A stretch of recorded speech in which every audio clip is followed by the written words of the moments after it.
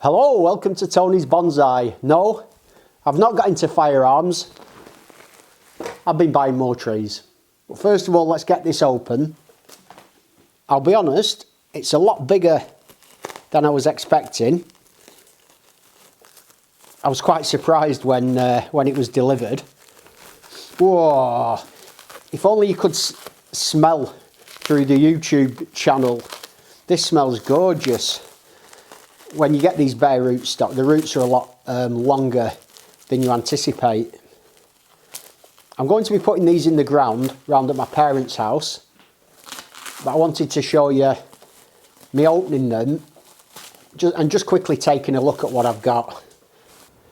Seems like a long time since I was doing any videos out here, but it's nice to be outside. It's quite a warm day actually today. We've had some really mild weather these last couple of weeks. And what I bought here are, I've not mentioned it yet, what I bought Japanese larch. I don't know if you watch Xavier's channel should I say. He's done a bit of a series on dealing and sort of what to do with young bare rootstock Japanese larch trees. And I was on eBay the other day and I saw these ones advertised quite cheap. They're a couple of quid each, and I thought I need some of those. Need is a strong word. I don't need, I want some. So I'm just removing the packaging. They've been really well packaged actually, these. They're big. They're big. Whew. Oh, I also got some spruce as well. These are three little spruce trees. Now they don't look so well, but they'll be fine. But I need to get those in pots as well. If you've never bought bare rootstock, this is what you get. These are in a fair bit of soil actually. Quite nice, they're not completely bare. So these are going to grow really well, I would have thought. They're in mixed sizes, and the thickest of them, they're not bad, probably 15 milli thick, and the thinnest ones are maybe 9 milli. And I've got a nice selection. They're all very straight, and the thinner ones, my plan is to put some, they're very, very flexible these, so I'm going to put some really good interesting movement into them and then put them in the ground. You can see here that some of them are just beginning to bud out. The buds are just turning green, so it's a good time now to get them in the ground. It's a beautiful afternoon. I'm round at my parents' house and it's time to get these Japanese larch in the ground. Here we've got my 2 rows of Japanese maples, and I cleared enough space here for another line of trees, and I should be able to get all 15 trees along here. So let's crack on. Here we've got my trees. I put them in a plastic bag overnight, but I didn't water them because they didn't feel too dry and I didn't want them all soggy. I didn't actually count the trees when I got them, but it's supposed to be 15, and I'm going to put them in the ground. I'm going to apply some wire to the trunks to get some movement in them, and I think I'll do some work on the roots, but I'm going to keep the root work relatively minimal. I'm going to start with this tree here. They've not got a good radial spread, any of these trees. They're very narrow. I don't know how they've grown them quite like this, but there's not much happening in any kind of radial sense of the roots, and I don't want to go butchering them too much. This one though, I quite like that turn there, so perhaps this could be planted at an angle and moved back. That's what I'm thinking. If I expose that there, have this coming maybe back in this direction. So I'm going to put this piece of wire on. I'll only show you me wiring one of them, but as I often do, I'd rather wire these when they're not in the ground, so I'll leave her about 3 inches to grip.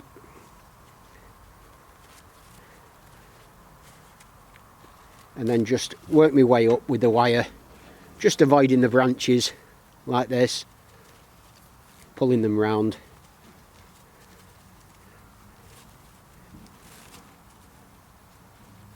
Dead simple. I've got 15 of these to do, so I don't need to be too precious about them. And they only cost a couple of pounds, so it's not like I'm working with an expensive tree. So it's just to get a bit of movement in this bottom section. That comes there. They do seem quite flexible trees, so if I can pull that round like that, plant that in the ground, we've got a bit of something going on, and that'll do for this one. Some of them I'll do a bit more interesting wiring, but for this first one, I think a nice bit of bend there, and I'll get that in the ground. This is the sort of spot that I want the tree to go in, so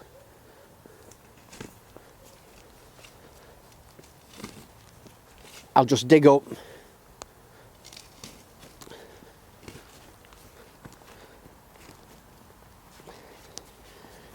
a bit of soil so that it's going into something a bit soft. I don't want it sort of wedged down into hard earth. There we go. This is nice and crumbly. There are quite a few roots in this.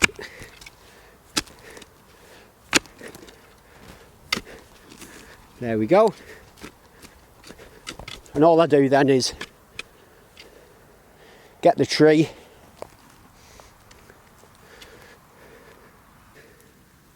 kind of put them down, get this level with the top, and just backfill it with this nice soil.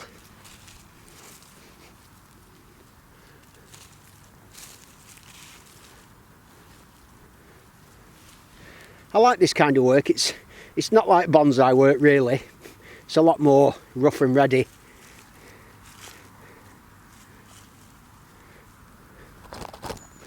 And just trying to get something going for the future really there. And then once it's in like that, I'll try and straighten the tree up a bit.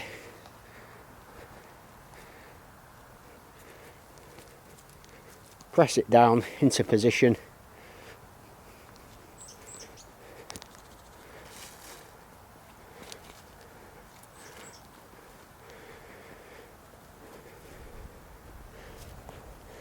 There.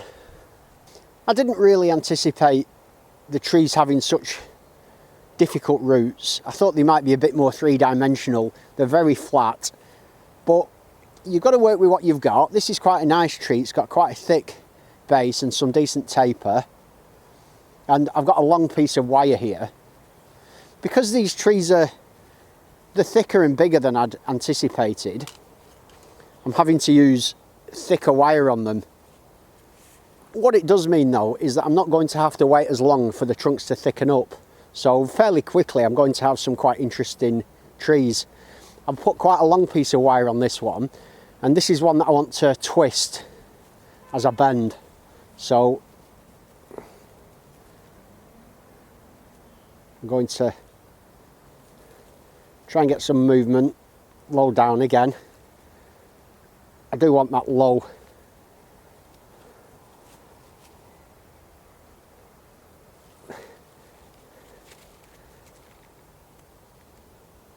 There we go. Something's happening now. Give it a twist.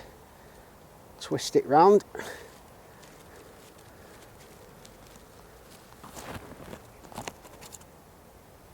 This is like the classic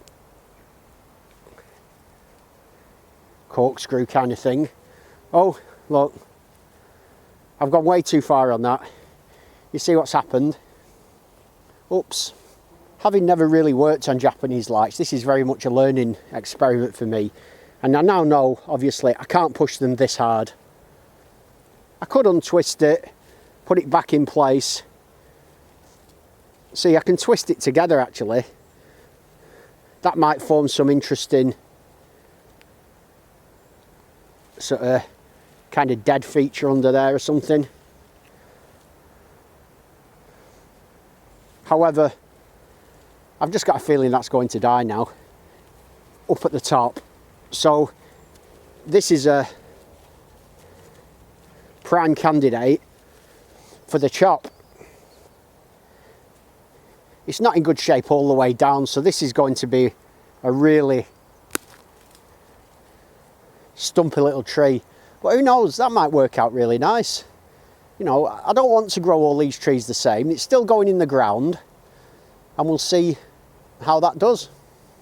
Instead of going for the twist, I think with this one, I'll go more for the straight bend. They do seem quite flexible, so I'll try and get a bending relatively low down. Oh, there, so we've got some movement there. I quite like that. And then we've got a nice branch here, 2 branches that could go on the outside of a bend. So that came back nicely. And by accident, it's kind of gone in 3 dimensions, which is good. So if I can take this back now towards the centre, that should be quite nice. We've got a slightly thinner one here. It's not one of the big trees. So I'm hoping that I can possibly put a little bit more bend into this one. It seems to have a slightly natural movement this way, but the best branching is over this side. So I'm going to go against that and try to really bend this. With it being, oh, I've split a root there. That wasn't me doing it, that was me pushing on the root. That root's kind of cracked off. That'll be okay.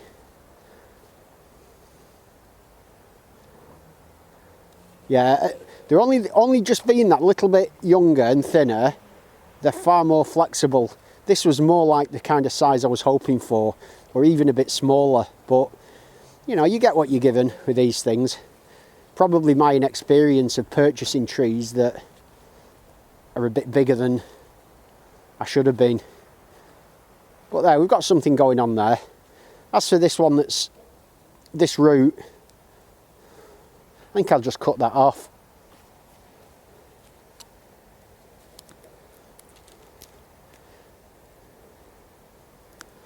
And then just see what happens under there. I'm going to do something a bit different with this tree. If you saw my recent video, which was the windswept, what was it? It was a silver birch. It sort of curved and then curved a lot at the top. And I'd like to do something like that with the Japanese larch. So what I'm thinking is, if I can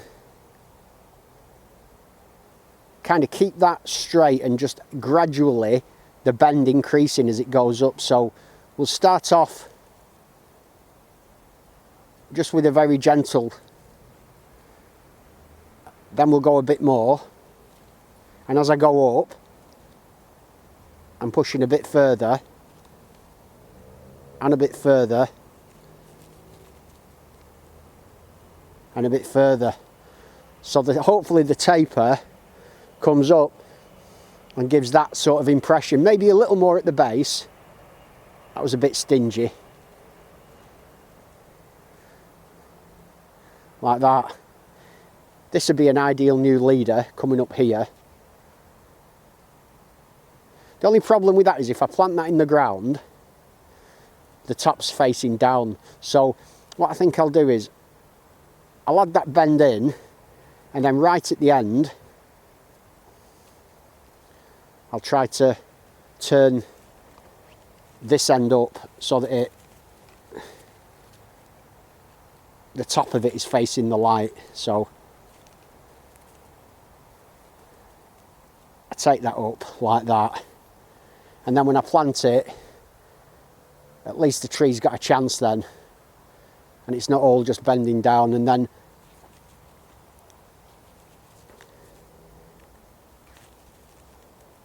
increase that bend there and take a bit off there, and that's giving me that kind of shape that I'm going for, which, you know, and that should grow quite nicely, I think. This is another fairly thin one. It's not the longest piece of wire, so I need to get all the movement in this bottom section. Got a nice low branch there that could be good, so quite a severe bend, and then another bend back, maybe round a bit and back up. So I've got a bit of something happening there. I think of them all, this one's probably got about the best root spread. It's still not amazing, but I've wired it up, and I think I'll take it away and then back towards the good roots. So hopefully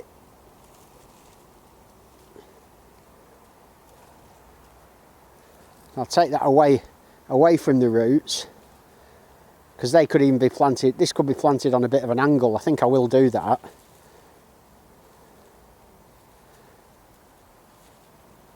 And then bring the top back round,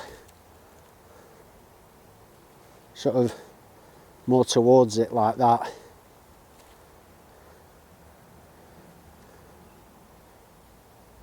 Perhaps it'll be planted like that with these branches there. Yeah, I quite like that idea of planting it on an angle and then having the tree come up like that.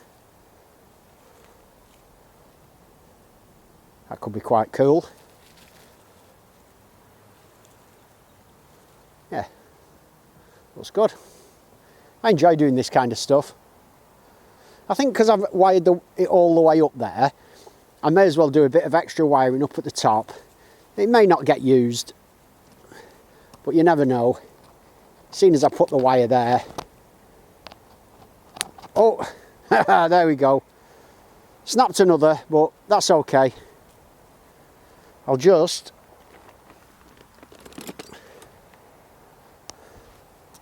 cut that off there. And then cut the wire as well. So obviously, that was all part of the plan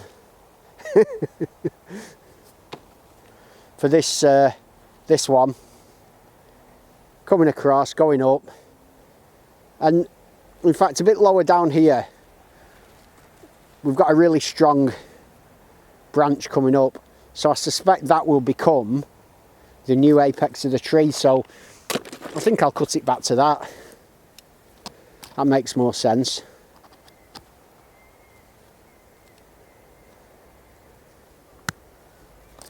There we go.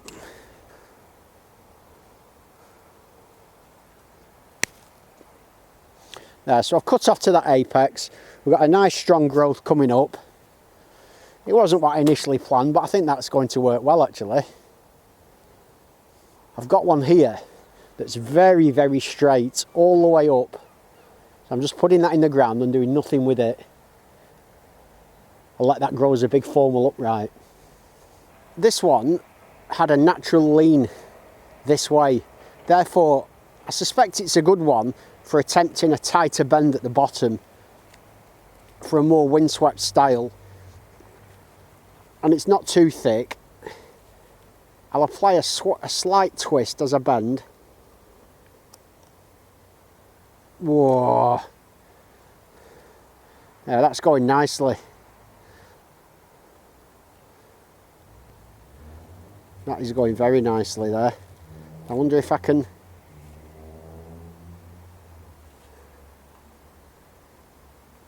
take it right round like that and then plant it in the ground at that sort of angle. That could work well. Obviously this is all too long now though, so this is one I'll definitely have to cut. Where should I cut it off? I like this one coming towards us. There.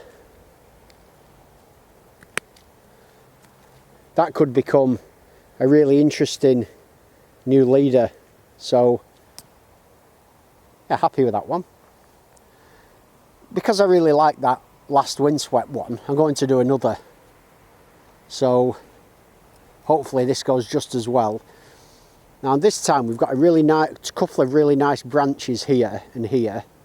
So I'm thinking hopefully I can make one of those into that new apex of the tree. There's a natural turn this way, therefore I'll go for it like this.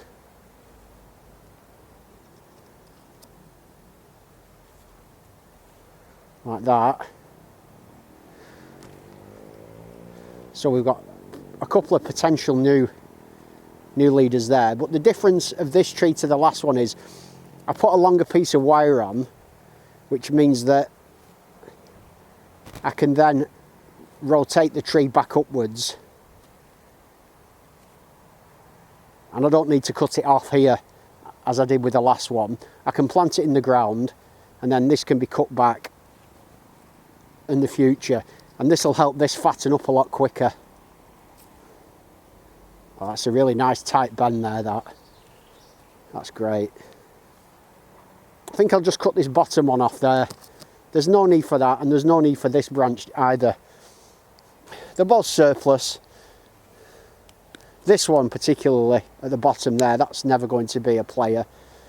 Neither's this one. Yeah, happy with that. We've got a good long piece of wire on this one, and generally the rule is the more gentle the bends, or the bigger area that the bends are over, the larger the final tree. And in terms of design, what I'm going to do is I'm going to say we've got a very strong branch here.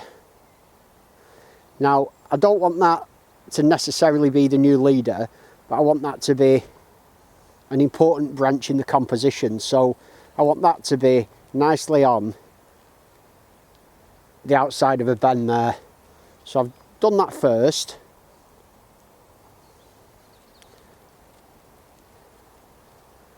Perhaps it can then come back round and round like that. Even a bit more round. So these turns are quite sharp. Instead of nice sweeping curves, I'm doing quite an angular curve, just to do something a bit different.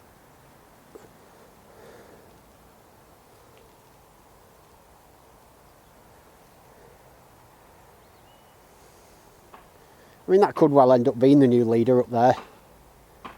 Who knows? But I'll just turn the rest of it round like that. And we've got a movement over quite a large tree. Oh, that's another snap. We lost another. I'm still not cutting it off down there.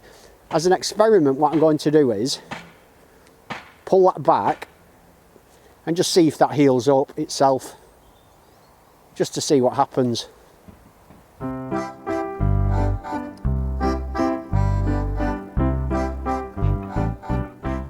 My battery ran out while I was filming that section there, so I don't know how much of it showed, but I've basically worked my way down the line. That's 15 ewes, no, they're not ewes, Japanese larch in the ground. It's going to rain now, so that's perfect timing. Get these watered in, and I'm looking forward to coming back to these in the spring and showing you what they look like when they hopefully bud out and start growing. So as always, thanks for joining me. Have a great day, and I'll see you soon.